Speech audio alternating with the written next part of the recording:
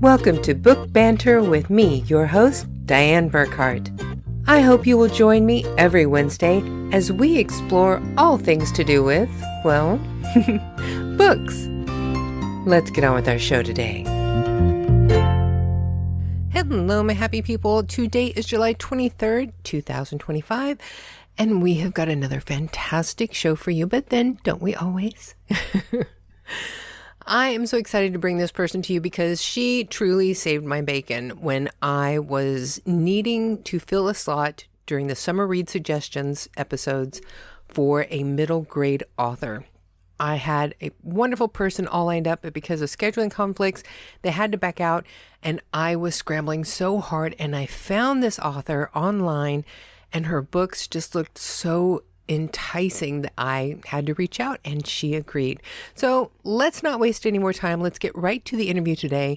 Please welcome to Book Banter with Dianne Burckhardt, Valerie Sherrard. The way that I always like to start my shows is I just have my guests tell everyone who you are and what you do. My name is Valerie Sherrard, and essentially I write books for young people. I started writing a little bit later in life. My first book was published when I was in my 40s, but since that time I've had 34 books published for young people, and they range from young adult, middle grade. There's one chapter book so far, and 4 picture books. So my writing has really focused on young people. Well, that's the one thing that I was really impressed with your work is you have such a nice selection through the different ages for young readers. And there's so many different subjects as well. It's just an amazing collection. I think any parent could find something for any child, no matter what age range that they have, from your collection of books. Yes, there are categories that there aren't a whole lot in, but middle grade, especially, and young adult, that sort of is my sweet spot, and I really like writing for that group. I struggle with picture books. It is actually easier for me to write a 45, 55,000 word novel for young people than it is to write, say, a 800 word picture book. I really struggle with those, but yeah, there is something for everyone overall. Sometimes I hear from readers, like, I think there's an expectation if they've read, for example, if they've read my mystery series or if they've read a book about an event or whatever, and then they pick something up, and instead of having the same style of writing and the same approach and so forth, it'll be like a different voice altogether. Mm-hmm. And I think readers sometimes expect writers to be consistent with the voice that they use when they're writing. I really struggle with that because I get bored after a while. Like, I don't want to be recreating the same kind of one character type of deal, just telling different stories, with different names and so forth. I like to really create authentic characters from different times and in different circumstances. We know, and I think you hit on something that a lot of authors really struggle with. Because for so many of us, we have so many stories and different worlds going on in our heads that we want to get out on the page. But whenever a reader finds a book that we've done that they really love, they just want more of that. That is so true. It's like here, we want to keep writing, say, okay, I want to do romance and I want to do mystery and I want to do a crime thriller and I want to do historical fiction. But each one of those fans in each one of those genres just want you to keep giving them what they're enjoying of your work. Yeah. And I mean, I totally get that. And I sympathize with readers that feel cheated. I do understand the disappointment when a reader has an expectation. They've just been introduced to your work. They've enjoyed what you've written. They pick something else up and it's not the same at all. But I like to think, it's good for readers just to keep reading all of my books anyway. That was sort of like tongue in cheek, but, I do think that it's worth exploring other genres and other styles. It's just good for especially young people. It expands your mind and expands the types of genres and stories and situations that you are reading. And I'm fascinated with the way that some of the authors actually deal with it. Like for me, I started writing under different pen names, and Yes. there isn't that objection because I'm not writing the same thing all the time. They think it's different authors writing those things. Okay. Well, But that's there, very clever. yeah, it works, but it's also hard to advertise everything separately. It's so much Hmm. easier whenever you can just advertise all your books as yourself. Yes, yes, very likely. So it's like every way of dealing with it has pluses and minuses. So it's one of those things that every author just kind of has to juggle whenever they want to do different genres. Yes. Oh, absolutely. I mean, I had always just written a straight prose. And then a number of years ago, I had written a story, and the whole thing was written in prose. And I sent it to a publisher I was working with at that time. They contracted the story. And when it came time for the edit, I just found myself so unhappy with that story, just that it wasn't doing what I felt the story needed to do. And so I contacted the editor and I said to her, I would like to rewrite this in free verse. And I thought she object strenuously, but she just burst out laughing and she said, "Well, go ahead, give it a try." And I suppose she had nothing to lose because she had the pros Yeah. if to fall back on. But I did. I rewrote that book in free verse, and it was absolutely the voice that that story needed. And it was published in free verse. It was called Counting Back from Nine. And that book actually was shortlisted for the Governor General Award, which is one of the highest awards here in this country. So it proves that sometimes you just have to listen to your instincts and the way a story wants to be told, like the genuine, authentic voice of the story, may not be what you initially think it's going to be.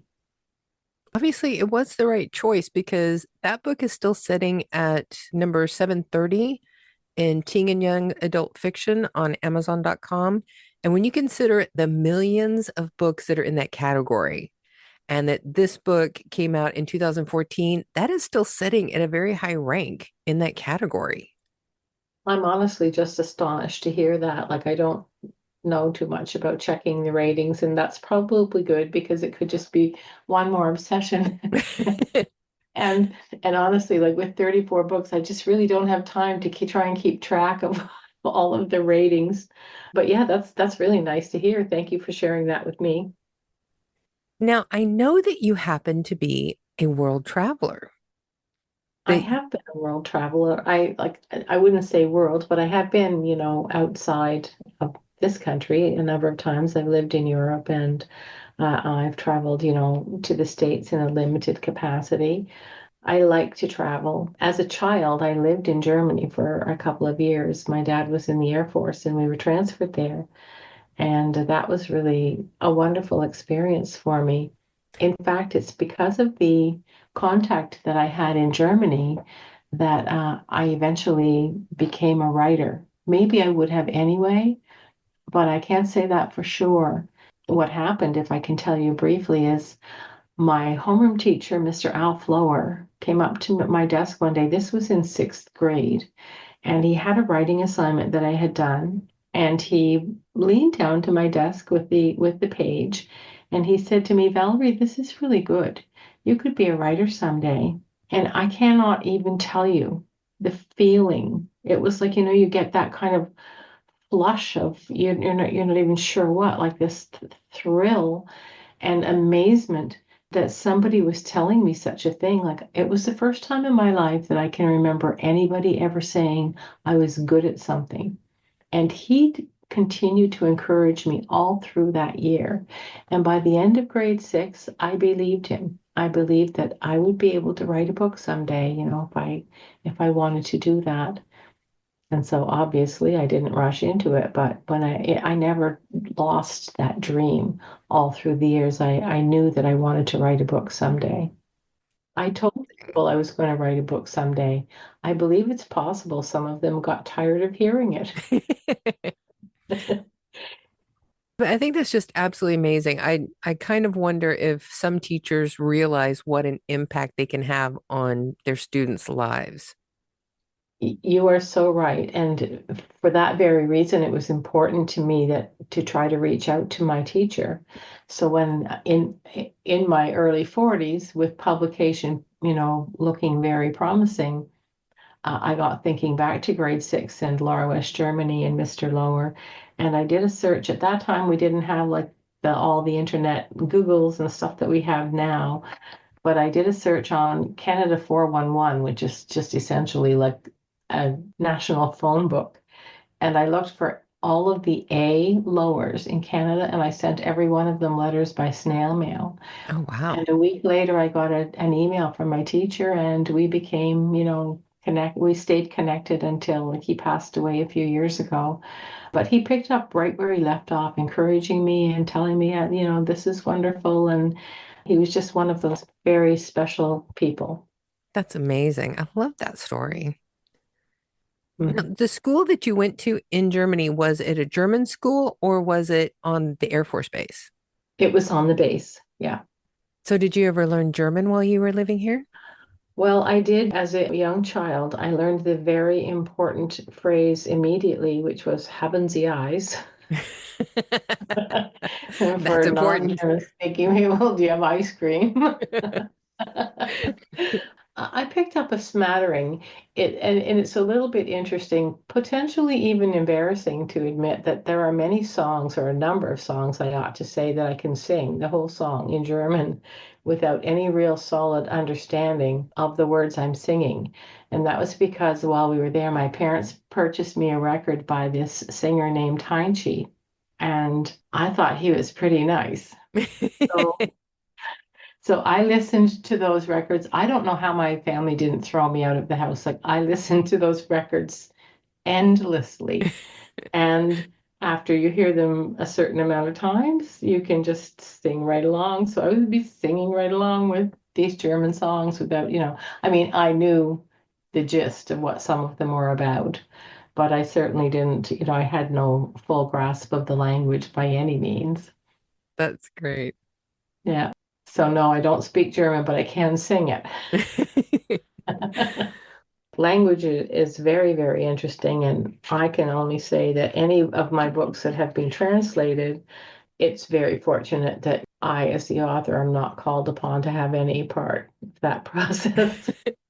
Well, it's like one of my friends has asked me, it's like, well, since you're learning German, are you going to translate your own books? I'm like, oh, no, not even going to consider that. Thank you. What made you decide to focus all of your work on young readers and young adults? Well, that was actually a very easy choice. They say to write what you know, and I know that's not like a across the board thing that applies in every circumstance, but for me, I had a background in working with young people. I had worked as the executive director of a group home for teenagers for 12 years. And aside from that, I also, over the years, had fostering experiences and had over 70 teenagers in my own home, not all at once.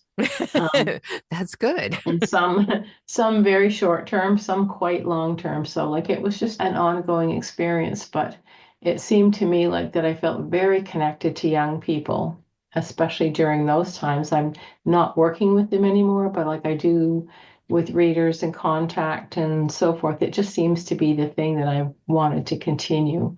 So that's why I was drawn to writing for young people, having a something of an understanding of their world. And I wouldn't even say their thoughts because that would be assuming something that you just cannot be. That is so incredible, though, that you have fostered with so many kids. That has to be just amazing memories for you. There are some very wonderful memories, Diane, and there are some very unhappy memories. Hmm. So it's a role that comes with challenges, but I mean, there are certainly rewards as well. Have any of the experiences you had with these children make it into your books? No. People really assume, I think, because of the nature of some of the stories that I've written, that they may be about a specific child or a specific incident or whatever. And that is absolutely never the case. I think like it would be terribly wrong to take advantage of what you know, like the good, the bad, and the ugly things about a person's past and put that on the page. If there are stories that need to be told, about them and their lives and so on, those are their stories to tell. What I do is I kind of take composites of more general things that happen to many children and situations that many children face. And I create a character that is not based on any one child, but just as I hope a realistic character that who then lives through these experiences. I think that was kind of like what I was trying to allude to. It's more that since you had so many wide experiences with so many different children, do you think that this work that you did with foster children help you to build believable and relatable characters? Not necessarily a specific child, but just your experience with all of them. Yes, I hope so. When you're writing, and especially if you're writing first person, which is my most natural fit, like I really like to write from a first person point of view. So I'm Mhm. speaking as the child and whatever age or genre they are. And yes, you want that child to be an authentic child. Building the character before I begin writing is really important to me. So I feel like it's a creation, but a creation that feels like very real to me in a sense. What is your process whenever you're creating one of the worlds for your books? Well, for creating worlds, I usually am pretty tame and I'll have them set in a city or in a town, very often not named or given a fictitious name. Sometimes there are actual locations like that are real. I have 3 books set, for example, here in Miramichi, where I live. Obviously, this is a real place. I've got one set in the Ottawa area, and there are some that are set in, like, let's say, for example, in a province, but not a real location. There's a Junction, a place called Junction out west that doesn't exist, but it is the location for 2 of my books set out in the west. So world building isn't so much a thing as building the situation and the character. The character is key. Like I have to understand the characters, the way they think, the things that impact them, their biases, their hopes, the things they're anxious about, all of those types of things, their sense of humor, what kind of people they're drawn to, their friends, just all kinds of things about the character themselves, so that when I begin to write the story, the voice of the character, especially written in the first person, as I said I usually do, does come across as authentic, especially dialogue. I really feel it's so important, like that my character speaks as they are. It's tempting when you're writing dialogue just to get the information that you want in Mhm. that, exchange across. And it's important to me that the dialogue is written from that person's point of view and that the responses coming, say, from a close friend, a parent, a teacher, whomever, are also authentic to a separate character so that everyone's dialogue isn't the same. Now, do you follow any specific plot outline, like Save the Cat or some of the different ones that you can use with different plotting software that tells you you have to have a conflict in this one, you have to have a resolution here? Or do you just let your instincts guide you in the story? Certainly, there are things that you expect in a story. For example, a story. Yeah, yeah. You want there to be usually a problem Hmm. that the main character is dealing with, something, there needs to be something to create tension or to create intrigue if it's a mystery, that type of thing. And that should move along in a certain way. And there needs to be subplots, like other things that are happening, because otherwise the story just is flat. Hmm. You need to flesh it out with other things that are going on. And somehow, if you can weave those together so that these subplots support the main plot, that's great. They don't always, but then you've got the story arc, of course, and there are different arcs. And it can be like I tend toward the one where there's situation and it goes on and on and on, and then there's sort of a resolution and then it wraps up. That's a very simplified version, but sometimes your character has things, maybe things are very difficult and then they get better and you feel happy and celebratory toward what's taking place with them, and then it all falls apart. Then the reader and the writer feel the despair and the weight of, like, it looked so hopeful and now it's back into a mess kind of thing. And then there's sort of is like a second resolution, which is almost never as powerful as the first one, Hmm. but is the beginning of a new rise where you feel the hope, you see that, something is happening, but it's not fairy tale-ish. I really shy away from the fairy tale-ish type of ending. Some of my books end on kind of sad notes. And I hear from readers about that. Everybody likes a happy ending. But I always remember the movies and stories that have stuck with me through the years from, really from childhood, the ones that made the largest impression and that left me with emotions that lingered for a long time were not the happily ever after endings. They were almost universally the endings that left me feeling, I don't know if unsatisfied is the word, but certainly sad in some degree, or wishing that things had been different, though they weren't. And I know that's a risk in writing for young people. They don't always appreciate the fact that, well, maybe this character's not going to make it, kind of thing. Or maybe you aren't going to find out the answer to what happened to this character, and that's deliberate. If that is the case, that's deliberate. It's not like I forgot to tie up the major thread of the story. But yeah, there's just a lot of different ways to craft a story. It has to feel right, I think, to the reader. And you have to resist the voices that say, this will sell better if you do this. Because if it isn't true to the story that you're writing, then you just ought not to do it. I definitely agree. And especially even about the not always wanting a happy ending. My Mm. favorite book that I found when I was 16, it was like a young adult coming of age kind of story. It's called Silver Medal Lover by Tanith Lee. And it was a fantastic book. I still read it every couple of years. I have read that thing so many times. I practically have it memorized by now. But the ending is so heart-wrenchingly sad. Yeah. And I love that about the book because for me, it was a realistic ending. It was the ending that was right for that story. It Yeah. is the only book that ever has ever made me cry, and I cry every time I read it. And it makes me mad. And I love that book like nothing you can imagine. Yeah. And I mean, I get that. And I think like the stories that can move us to tears, whether the tears are out of sadness or whether the tears are just like we are so powerfully moved, Hmm. I think like those are the stories that genuinely stay with you, and those will be the ones that are favorites.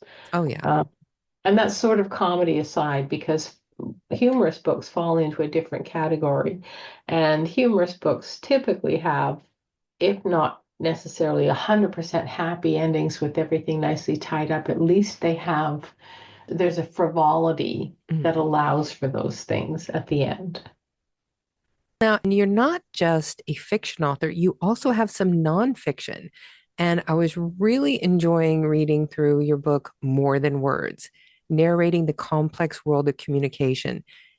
I think this Mm. is something that not only would speak to young adults, but when I was reading through some of this, I was thinking, I know sales groups that could use this book as well in professional settings. I've had a lot of comments from people saying, like, adult groups could use this as well. It's on communication. It's very basic. It's written in kind of a light-hearted approach because it's geared toward the younger age group, and you need to keep them engaged. But all of the content, I agree 100%. Like, and especially in this day and age where young people are so electronically connected Hmm. that they don't have the same interactions and don't understand necessarily how the different interactions in communication take place or ought to take place, or they don't necessarily even understand how they work. What does it mean?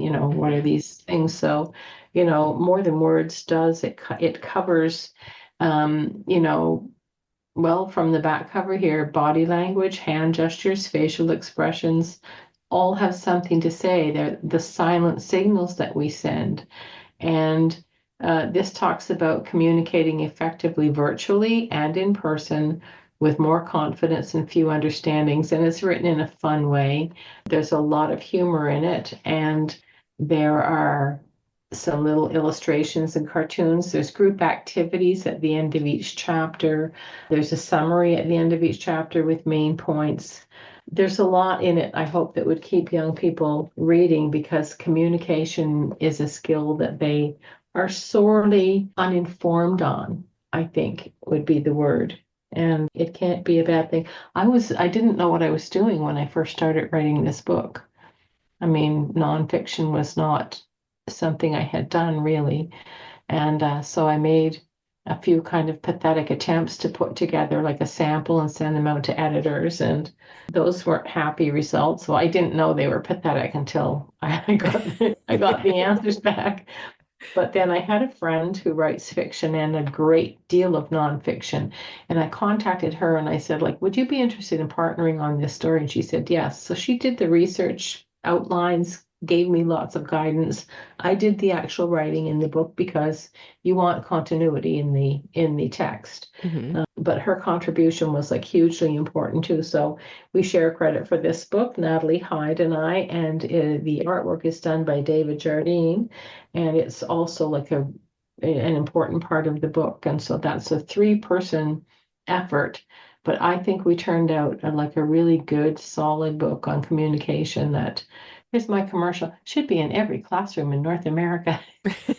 I tend to agree with that. It's like I was even highlighting the section on to blurt or not to blurt, because that is still a problem for me. I think there is something in there about blurting, if I'm not mistaken. It's a little while since we wrapped that up. But a book that's so dear to my heart, Dianne, is one that came out a couple of years ago, and it's written in a different kind of style than is customary for me. Like I said, I usually write in first person. This was written in third person because it required that. Sometimes you can tell a whole story through one person's point of view. Sometimes you need a wider range. And in this case, I did need a wider range. And so I moved to third person to tell this story, and I think that it worked out well, although you don't always fully achieve the emotional immediacy that you can get with a first person story. I think that the emotions and the experiences came through fairly effectively in writing A Bend in the Breeze. I wanted to create a world apart, a place where anything was kind of possible. So I started out with this uncharted island and a village of people who have been untouched by the outside world, including the fact that they have never, ever had a visitor.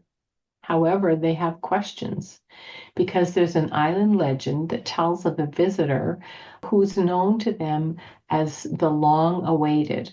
And the long awaited is going to be brought to them one day by a bend in the breeze, hence the title. It's natural then, when this little girl, 11-year-old girl, Pascal Chardon, she mysteriously arrives on a lifeboat, and she has everybody wondering, like, who is this girl, and how did she get here, and more importantly, is she the long awaited? Well, Pascal doesn't really have a full understanding of how she got there. She'd been on a ship. A storm came up. Somehow she ended up in a lifeboat, and she ended up drifting along and finding her way accidentally to this island. So while everyone's wondering, she begins to wonder too. And the legend dictates like that a certain number of days have to pass before the identity of the long awaited is revealed. So while everyone wonders, Pascal, who initially is sure that this cannot be her, because she's just a little girl, she knows she's a little girl, but mysterious things start to happen, and some of them kind of point toward her, and she begins to wonder, like, could I be the long awaited? And so if you want to know if she is or isn't, you'd obviously have to read the book, because that would be a spoiler, and that really isn't my objective here.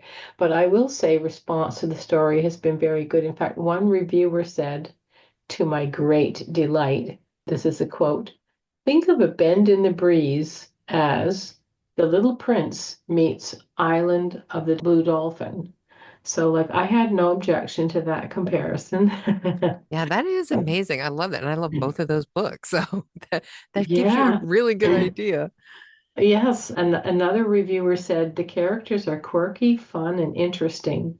The world Sherrard creates is believable, curious, and joyful, yet full of human imperfection and emotion.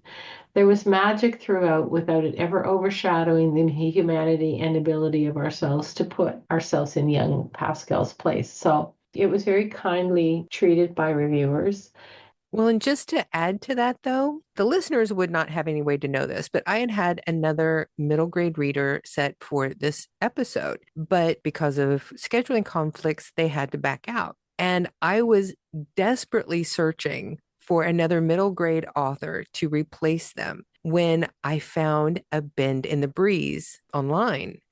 And I started reading the sample that was available for that. And just from reading the sample that you could read online, I sought you out and was practically begging you to please come be on this episode for me because I just loved your writing style in that book. I mean, everything from the cover art to the story and even the prologue, the explanation that you give. I wanted you to be a part of this for the summer reads. Well, I appreciate that so much. I can't even tell you. Like, I consider this to be the best book of anything I've written, and I just want people to love it. I think they will if they read it. And to that point, would you like to share a little bit of your book? I can share. This is a hard book to choose a little spot from without giving anything away, but I'll tell the audience that's listening this. Um, that each person in the village has a role, and this one particular young man, his role is the village healer. He's kind of the apprentice healer, and he's still finding his way along. His name is Zeril Duckpuddle, and there's a small problem with the fact that Daryl Zuckpuddle is the village healer. And that is that Daryl Zuckpuddle is also really, truly a hopeless hypochondriac. So here we have just a situation where the alarm has been raised. They are expecting that, I won't get into how, but anyway, they're expecting that somebody in the village is going to die during the story. Anyway, so it was natural that to Jay's older inhabitants would be most occupied with thoughts of death.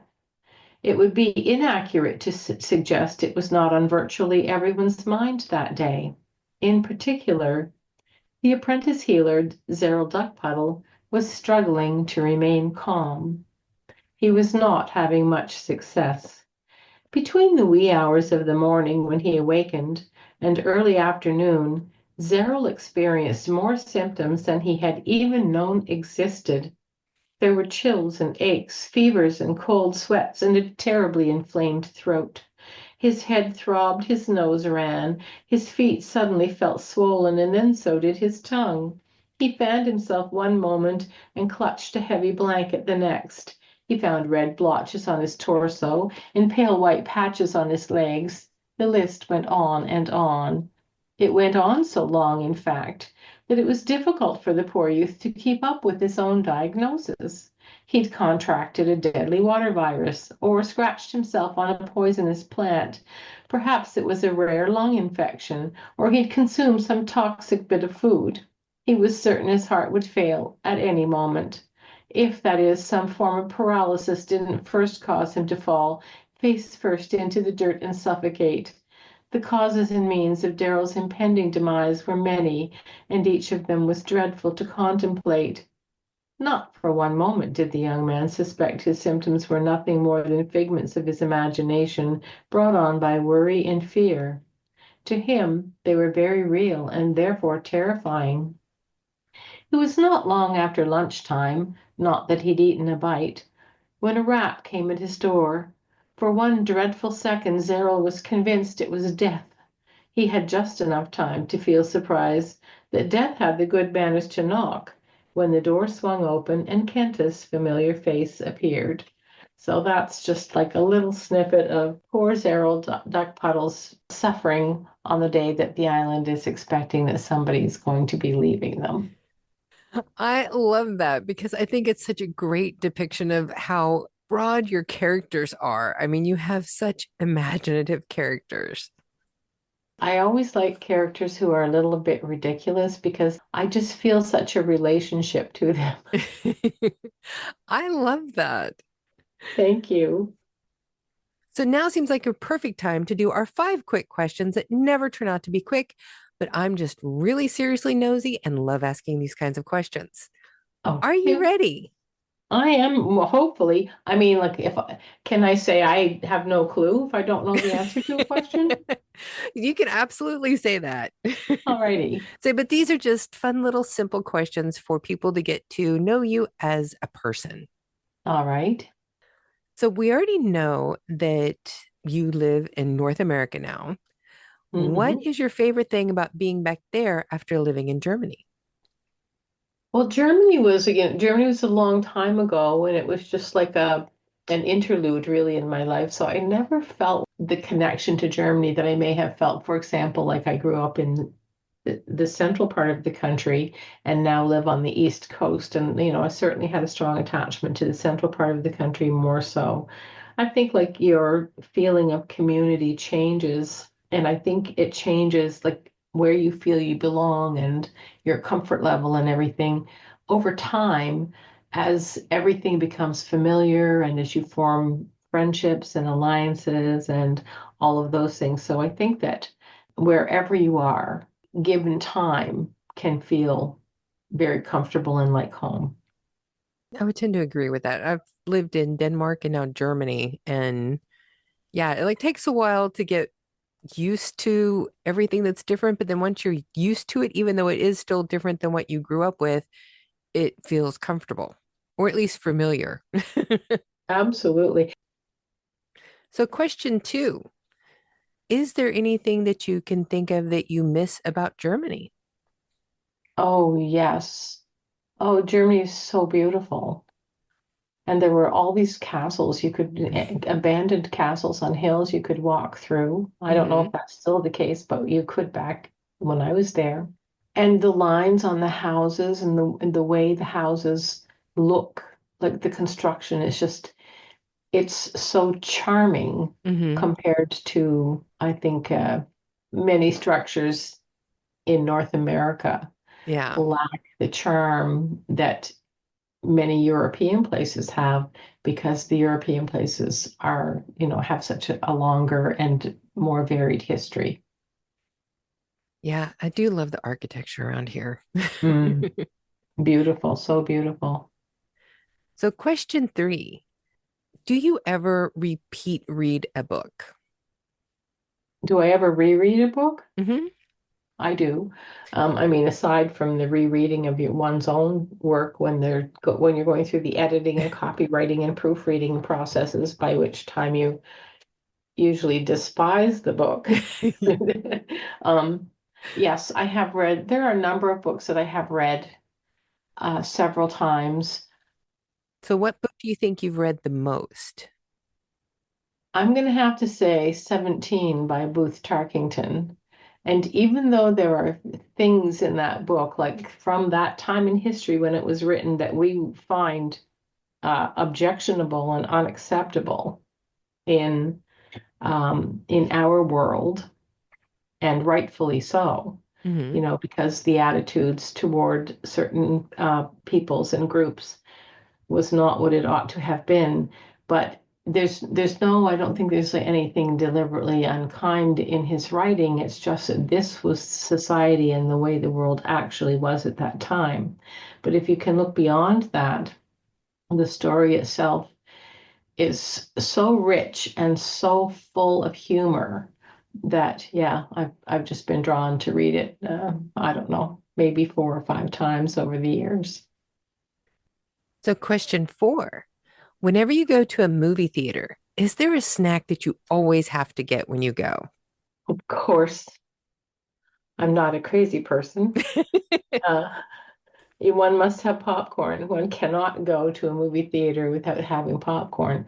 I can't even imagine why anyone would suggest such a thing. I see them with their bars and their niblets and their other things oh, and movie theater nachos and hot dogs and things like that. Was just these are just anathema and should be outlawed altogether. People should eat popcorn at the movies, and not just for the popcorn, but for the popcorn smell that fills the air around you and contributes so significantly to your experience. I may have sounded a little bit unbalanced talking about popcorn. Well, I'm the same way. I have to have popcorn. I will skip dinner just so I can have popcorn at the movies. Of course, and sometimes popcorn is a perfectly acceptable dinner, even And not at the movies. so your last question. I've been asking this of every author this year because I'm creating a list to go in our year-end book buying guide of recommendations of books from our authors. So, is there a book, whenever somebody asks you for a book recommendation, is there a specific author that you always go to? I really love, I have to narrow it down to one. You can do two. Do like a middle grade and one young adult. Okay. Middle grade, I'm going to have to say Mahtab Narsimhan.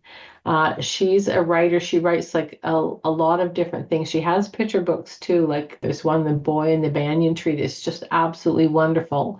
But she writes such vivid stories. Like they're so evocative. When you're reading, you can really feel the worlds that she's created. She writes like a range of different things, and she writes for reluctant readers and readers who are keeners.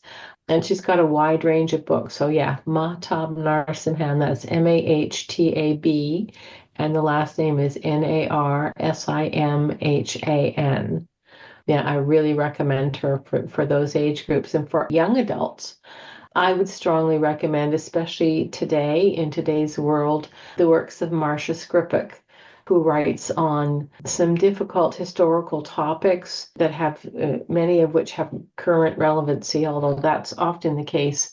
But she writes really like so well researched and so well fleshed out characters and stories in that genre that I think like all young people should be reading Marcia Skripek's works, and the last name is Skrypuch. Thank you so much for those recommendations. They sound fabulous. My pleasure. Now, one thing that I did want to ask you too about your books, do you ever do special editions with dyslexic fonts? Fonts that are made to help people who have dyslexia read easier? I don't know. I'm not really familiar, like to my knowledge, I think my publisher, I'm working currently with DCB for young readers. Hmm. I've worked with a number of publishers over the years, but I think there's some talk of that font being adopted in some of their publications. I'm not sure how the choice is made for which book and so forth, but that would not ever be a decision that would be mine to Hmm. make. As the publisher, they do all the market testing, and they would see like which ones would be best for this group of readers, and then they would try to produce something that would meet the needs of that particular group. Well, I know there's actually a fairly large group of authors who have never even seen this font before.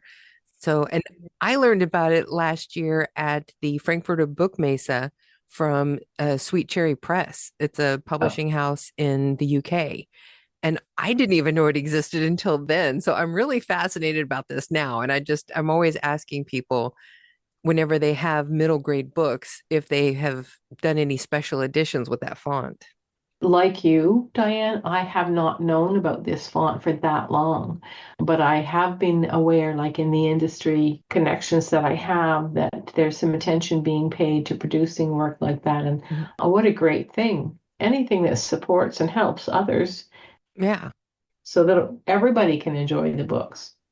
Well, in case there are any indie authors out there who are interested in this, the font is called Open Dyslexic, and it is a free and open source font that you can download and use for free.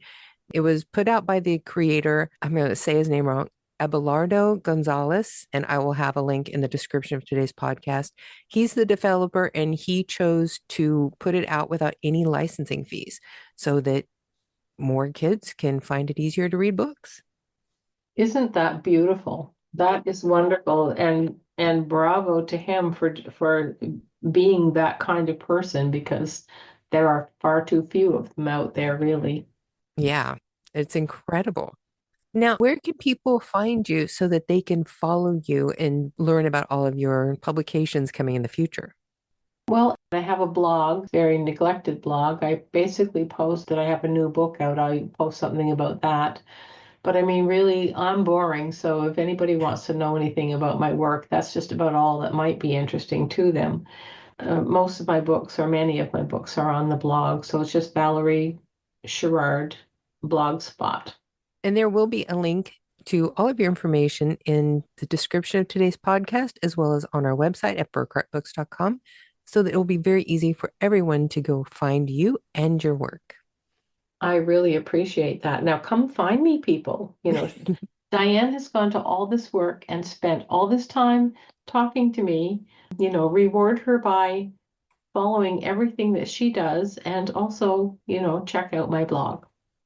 Thank you so much for doing this. You seriously saved my bacon by agreeing to do this. I wanted a middle grade reader author so bad, and you were the perfect person to fill this spot. I am so thankful for this opportunity, and I appreciate so much that you reached out to me. And I kind of feel like over this last hour and a half, we've become besties. We have way too much in common.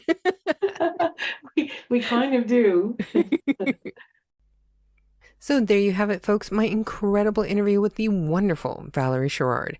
Be sure to go out and read A Bend in the Breeze. It is an amazing book. It is so engaging, and the characters in this book are just so imaginative. I absolutely loved it. I ended up finishing up this book on my trip to Chile here this last 2 weeks, and it was just a wonderful read, and I cannot recommend it enough. If you have middle grade readers who enjoy adventure and fantastic characters, they will love this book. So be sure to go and check it out, and check out her other works, because she has just got such a wide variety of offerings in her collective works. You're going to find something that you like. Now, I'm going to go ahead and cut things short for today. I'm not going to do a lot of blathering, because if you know me, you are not going to be surprised by this. Our very first night when we were in Chile, I tripped and fell down.